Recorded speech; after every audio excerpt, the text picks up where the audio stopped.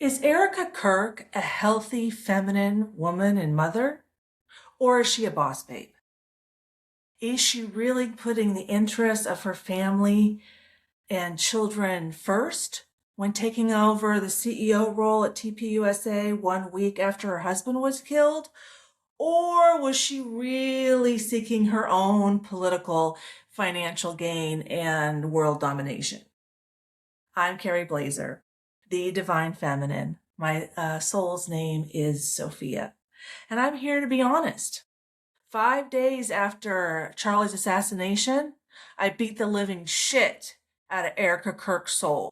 I decked her, I kicked her, and I've never had that come out of me before for her soul, or for a person, for that matter. And I had no idea her history.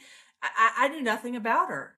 All I knew is the sentiment that came out of my heart towards her because I had been talking to both of their souls since the assassination. And I'm deeply connected to Charlie. I was born in Scottsdale, Arizona, where he lived. On the first day that I accepted and communicated publicly that I'm the reincarnation of Mary Magdalene on July 16th, 2025, that was the day he surprisingly said Mary is the solution to toxic feminism. And I'm definitely here for that. I got a free ebook below that'll teach you how to transform your emotional wounds into personal wisdom. Please check that out. Please like and subscribe to my channel and help me distribute my free ebook and my free healing strategies. Because healing from childhood trauma shouldn't be expensive. It should happen at home. And there's a lot of techniques you can use, and I share that on this YouTube channel. But today we're going to get into Erica Kirk. Because Erica Kirk says one thing and does another. That's cognitive dissonance. Cognitive dissonance is a sign of mental illness. Should a mentally ill person be CEO of TPUSA and leave her kids at home for someone else to raise? Let's see what she has to say about herself and what she wants for herself. Many people are concerned, to say the least, that Erica Kirk has made this about herself since Charlie was killed. And then you see her past, and you see how she has always been trying to make this about herself. We believe, a lot of us do, that her primary vocation is to her children as a mother. Many believe, based on what Charlie advocated for, that this is what he would have wanted for her too. And that isn't based on what we think. It's based on what Charlie Kirk actually said himself. And it's also how Erica represented herself while Charlie was alive and they spoke together. Watch this. Study shows that married women with kids are the happiest. Why do you think that is? I mean, it's just nature. I mean, just becoming a CEO of a shoe company is not going to give you happiness. Women have it so mixed up. You can have a career after children, but if you try to have a career while you have your kids, there is no such thing as balance. That is such a myth. I can't spend half of the day doing one thing. I missed out half of that time with being with the kids. So like you have to choose where your heart has to be fully with the home.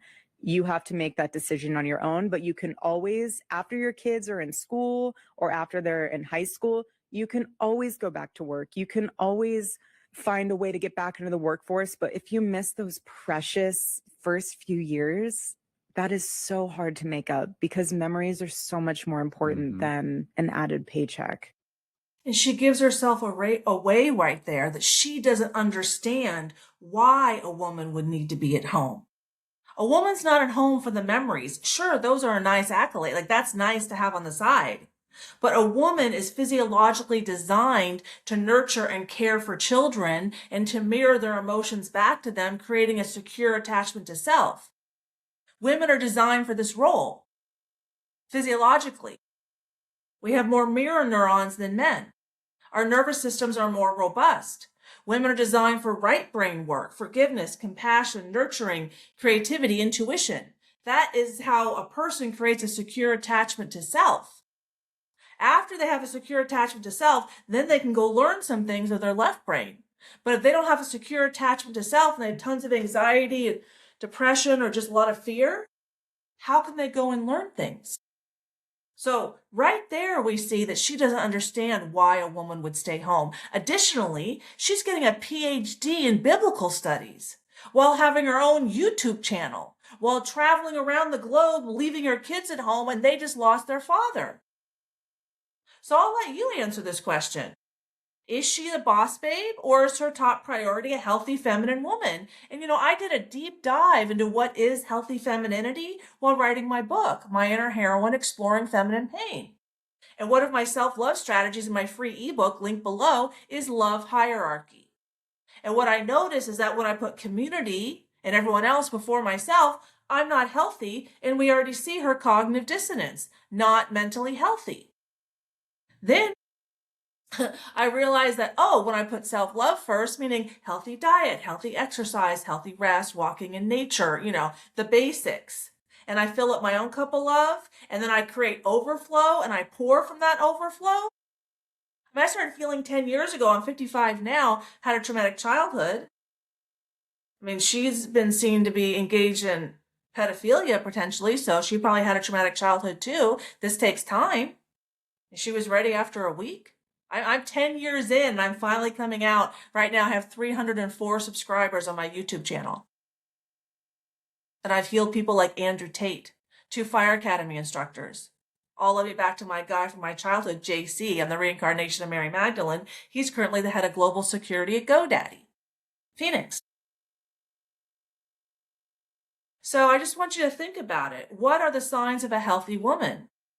And when we already see cognitive dissonance, when we already see she doesn't understand the true reasons why a woman stays home. Oh, it just looks good on the surface. I'm just going to, say this now to look good and make Charlie happy. Appease, appease, appease. Well, that's a victim mindset. She hasn't come out of her own victimhood from her childhood, so she's appeasing in public to do what she wants behind the scenes, but now, of course, she's in front of the camera. How is she a healthy Christian woman wearing tight leather pants a couple weeks after her husband was killed, talking about J.D. Vance giving him an inappropriate hug while at a TPUSA event? That's the kind of Christianity people want to promote? Yeah, I don't think so.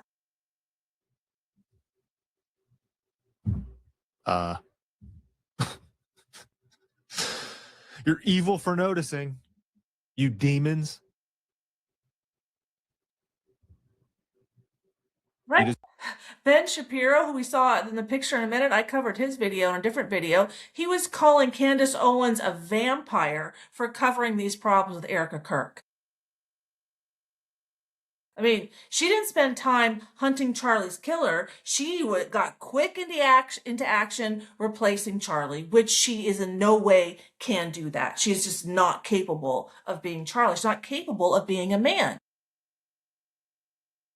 This kind of conflation of what men are capable of based on their physiology and what women are capable of, this social constructionist viewpoint, is completely in direct opposition to Christianity, more traditional family roles. So her whole life she was boss babe, if you look into her history. And then she got married to Charlie. How did they marry? Well, it's interesting. She's older than him. Was Charlie healed? Why was Charlie willing to marry a woman in her second marriage who had, a history of being a boss babe, not a history of being a strong, feminine Christian woman? Why did he marry her? Just saying. The sword cuts both ways. Deserve a spot in hell if you thought that maybe she meant what she said while Charlie was alive. See, based Christian men and women have an issue with Erica Kirk because she preached these types of traditional Christian values when she and Charlie were married and they spoke together. She threw those out the window, left those behind after Charlie died to take over as the CEO of Turning Point USA. I would assume that as the CEO of Turning Point USA, national organization, she's expected to work full-time, travel, etc. She herself said that her primary vocation is to her kids, as she just said right there. And no, she doesn't have to earn money as a widow. She and Charlie were very wealthy, and Charlie had ownership stake in multiple companies that made plenty of money. I heard someone who supports Erica Kirk saying, well, she had no choice but to continue his legacy.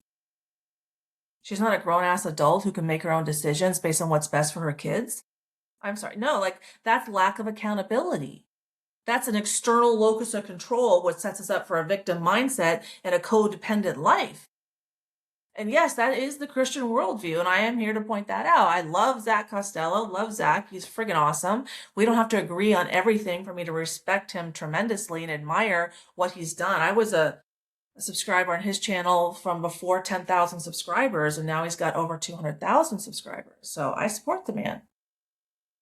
But what are we doing here with the cognitive dissonance? With her saying one thing publicly and doing another thing privately? I mean, and this isn't working out for TPUSA because the viewership on the channel, I mean, they used to get over 100,000 views on every video Charlie was in. Now they get like 1,000 each. Just saying. Erica does not need to trade her time for money. She chose to. And this goes back to the point being made to Dan Bongino. She chose to put herself in the public eye. She chose to be the face and the head and the front man of a powerful political organization. She also, as CEO, has held no one accountable for how they treated Charlie in the last months of his life. Those Zionist donors, they're all still donors. Or has she held anybody accountable who failed to do their jobs? The event planners, the security, who acted incompetently enough and contributed because of their incompetence, call it incompetence, negligence, whatever you want to do. They didn't double check the roofs. They didn't look at, they didn't do this. We saw it with Brian Harpel. They relied on the local police to check the roofs, and they didn't follow up on it. That's incompetence. You know, and I'm just going to say, when that was all happening, it was right around the time there were a lot of prophecies that the Messiah would return. And Charlie's a lot like Jesus died for our sins. I'm just saying. I'm just saying. The prophecies were around the third week of September, like 2 weeks later, around the time of the Jewish New Year, Rosh Hashanah 2025. My ex-husband's Israeli. My married name, my legal name is Buzaglo. It's a Sephardic Jewish name. UVU warned Turning Point USA, you shouldn't do this outside. We can't secure it. They said they were going to do it anyways. That's incompetence. That's negligence. So yeah, it played a role. And have we gotten any accountability for that? Have we gotten any answers to that? No, no. Erica tells us to stop questioning my family. Your family? Your family is your freaking husband, the father of your children, freaking employees of your nonprofit. Like, what are you talking about? We called for heads to roll after Trump almost got killed in Butler, Pennsylvania. The Secret Service director lost her job. Good. Goodbye. Who at Turning Point USA has been fired for failing to protect the founder? What Zionist donors have been cut ties with for the moral blackmail and the threats and calling Charlie an anti-Semite?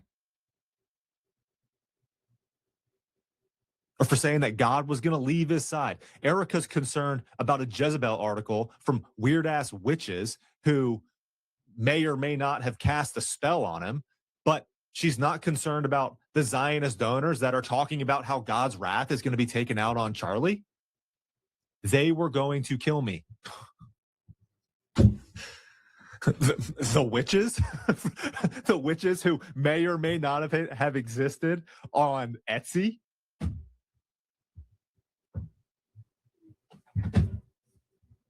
I see it right there in the chat. Dan Flood got promoted instead.